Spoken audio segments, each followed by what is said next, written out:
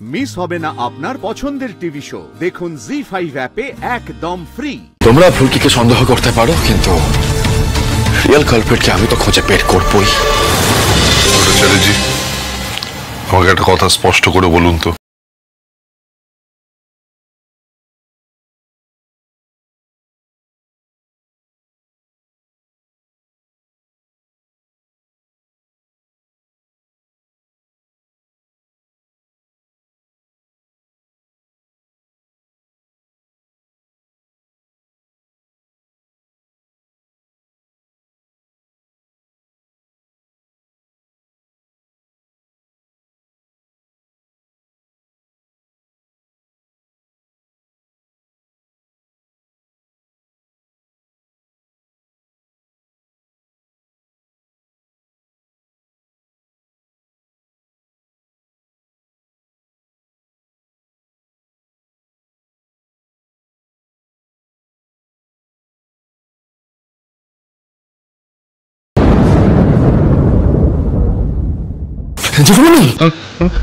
কি হচ্ছে তোমার?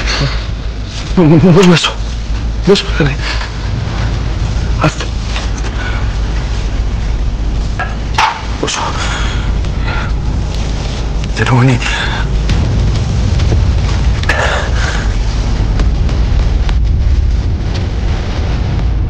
জেঠুমনি একটা কথা বলি, তুমি আর পারছো না ধকল নিতে। এক কাজ করবে, বাড়ি যাও, বাড়ি গিয়ে বিশ্রাম নাও তো। আরে বিশ্রাম শুনলি তো সবই। আরে রোহিত, ফুলকি কেন এলো না রে? ও তো সারাক্ষণ ব্যতিব্যস্ত হয়ে থাকে, অন্যের বিপদে সকলের আগে ছোটে। আজ ওর দিভাইয়ের এত বড় বিপদ, আর ফুলকি ওর পাশে নেই। সকালে যখন লাবুরা ফেরত গেল, আমি ভেবেছিলাম ফুলকি ওদের সঙ্গে আসবে, কিন্তু এলো না। ও থাকলে না একটা পজিটিভ ভাইব থাকে। মায়ের উপর মেয়েটার এত বিশ্বাস, সেই বিশ্বাসটা ও সবার মধ্যে ছড়িয়ে দেয় কেমন। তোমার হাতে এটা কি?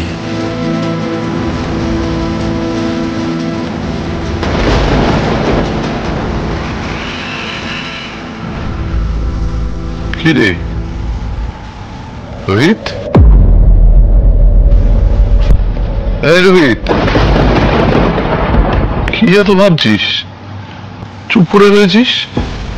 ফুলকিকে ফোন করে আসতে বল। ও এই সময় পাশে থাকলে লাবু তার ভালো লাগবে রে। ফুলকি আসতে পারবে না জেঠুমনি, চাইলেও আসতে পারবে না। নিশ্চয়ই তো জেঠিমণি কিছু করেছে? না আঙ্কেল,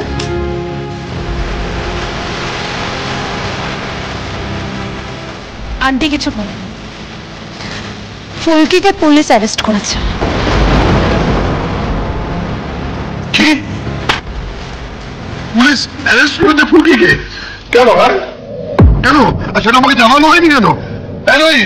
ব্যাপারটা কি? জেঠিমণি প্লিজ শান্ত হও, আমি বলছি কি হয়েছে। আসলে ফুলকি দাসের ব্যাগ থেকে একটা রিভলভার পাওয়া গেছে। আমি আর রিকি দেখতে গেছি। আজকে সকালে পুলিশ আসে আর ফুলকিকে জিজ্ঞাসাবাদ করার জন্য নিয়ে যাওয়া হয়।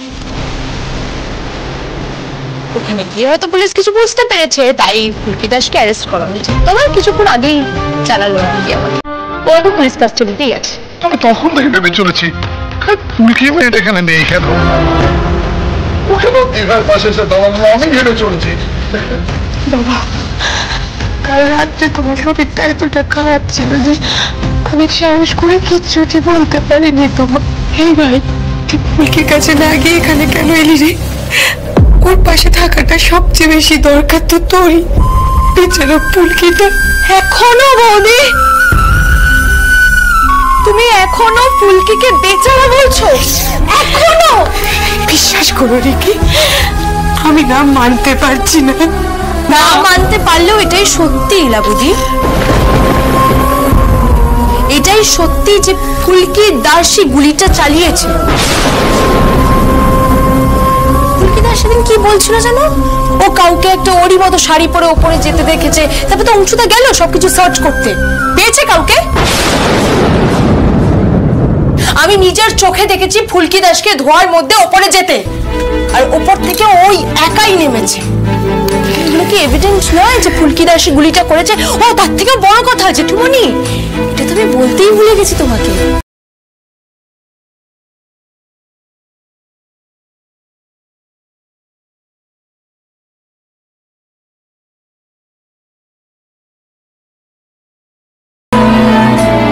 লাবুদি, তুমি না ওই ইনোসেন্ট মুখটাই ছিল না।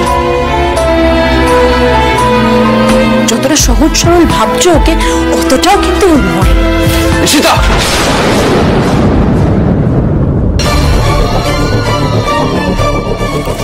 লিসেন ঈশিতা, ফুলকি কিরকম মানুষ সেটা এখন তোমার সবাইকে বলতে হবে না। তুমি বলো রুদ্রটা কেমন দেখলে?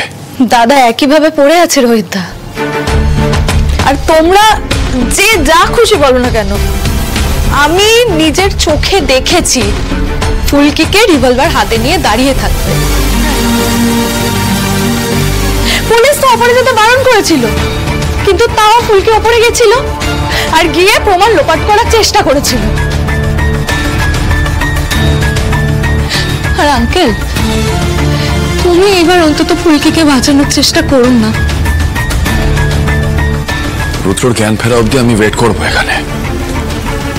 আমি রুদ্র থেকেই জানতে চাই ও এক্স্যাক্টলি কি দেখেছিল, মানে ও কি দেখেছিল আদৌ ফুলকিকে গুলি চালাতে? গুলিটা তো সামনে থেকেই চলেছিল, ওর তো টেকনিক্যালি শুটারকে দেখার কথা। দেখো, একটা কথা তো মানতেই হবে যে রুদ্রকে কেউ মারতে চাইছে, ওর কোনো শত্রু আছে, ও ডেফিনেটলি কারোর হিট লিস্টে আছে, রাইট? তোমরা ফুলকিকে সন্দেহ করতে পারো, কিন্তু রিয়েল কালপ্রিটকে আমি তো খোঁজে বের করবই। নাহলে একজন অজানা অজানা শত্রু তো থেকেই যাচ্ছে, যে কোনো মুহূর্তে আমাদের ক্ষতি করতে পারে। And I'm very sure about it, সেই কালপ্রিটটা ফুলকি নয়। সেটা তো সারা দুনিয়াকে জানানো দরকার। আমি থানায় গেলাম, আমাকে আমাকে না জানিয়ে না তোমরা সবাই খুব খুব বড় একটা ভুল করেছো, খুব বড় একটা ভুল করেছো।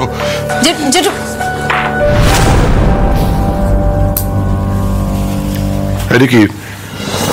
শোন মা, তোর ভয়ের কিছু নেই। হ্যাঁ, আমি শুধু সত্যটা বার করার চেষ্টা করব, কোনো অবিচার হতে দেব না, কোনো অবিচার হতে দেব না।